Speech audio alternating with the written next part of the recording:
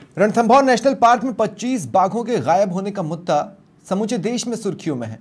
इसके लिए राज्य सरकार के आदेश पर गठित उच्च स्तरीय जांच कमेटी के साथ वन विभाग ने 10 बाघों की उपस्थिति तथ्यात्मक रूप से जाहिर कर दी है।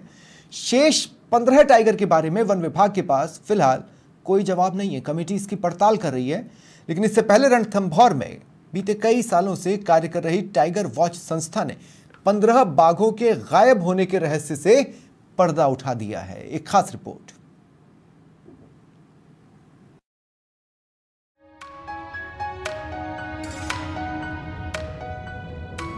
रणथंभौर टाइगर रिजर्व से लापता 25 बाघों में से 10 बाघ मिल चुके हैं, लेकिन अभी भी 15 टाइगर गायब बताए जा रहा है। इसके बारे में टाइगर वॉच संस्था ने अपना एक सटीक विश्लेषण प्रस्तुत किया है। संस्था की माने तो 15 लापता बाघों में से 5 बेहद वृद्ध बाघ हैं। इनमें T3, T13, T38, T41 और T48 15 साल की ऊपर के हैं, जिनकी उम्र 19 से 20 साल तक पहुंच चुकी है। T54 और T63 13 से 14 साल के हैं और संभवतः अपने जीवन के अंतिम दौर के करीब हैं। मादा बाघ T99 गर्भवती हो सकती हैं, हालांकि ये पुष्टि नहीं हो पाई है। 12 साल से अधिक उम्र के बाघ T74 को डोमिनेंट बाघ T121 और T112 द्वारा उनके क्षेत्र से बाहर किया गया था।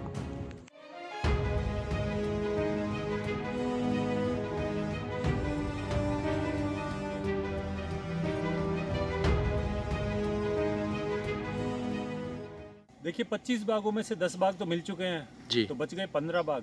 हाँ। 15 बाघों के बारे में हमने स्थिति स्पष्ट करने की कोशिश की है, जिसमें से 10 बाघ जो थे वो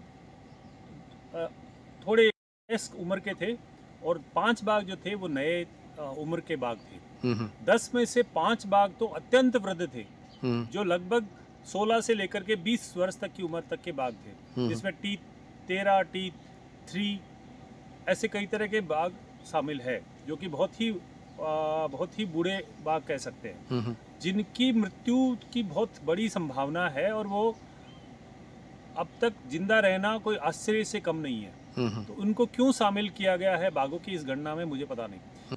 सबसे बड़ा नुकसान 5 युवा नर बाघों का है, जो रणथंभौर के प्रमुख बाघों के मध्य प्रतिस्पर्धा का शिकार हो गए।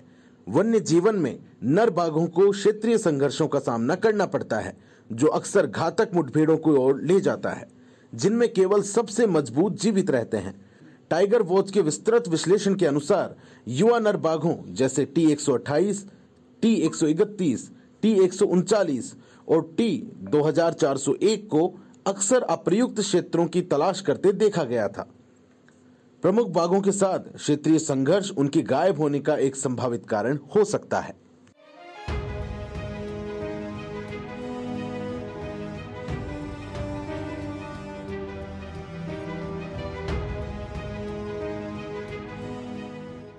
नए जवान 5 बाघ है, वो चिंता का विषय हो सकते हैं। उनमें ज्यादातर नर है।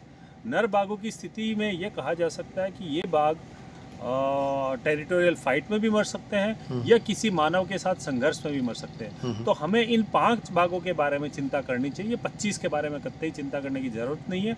25 में से 10 मिल ही चुके हैं और बाकी 10 जो थे उनके बारे में संभावना बनती है कि वो प्राकृतिक मृत्यु मरे होंगे, परंतु जो 5 बाघ है उनके बारे में हमें चिंता करने की जरूरत है। और 5 बाघ में ज्यादातर चूंकि मेल है, तो मेल के आपस में संघर्ष की संभावना ज्यादा बनती है।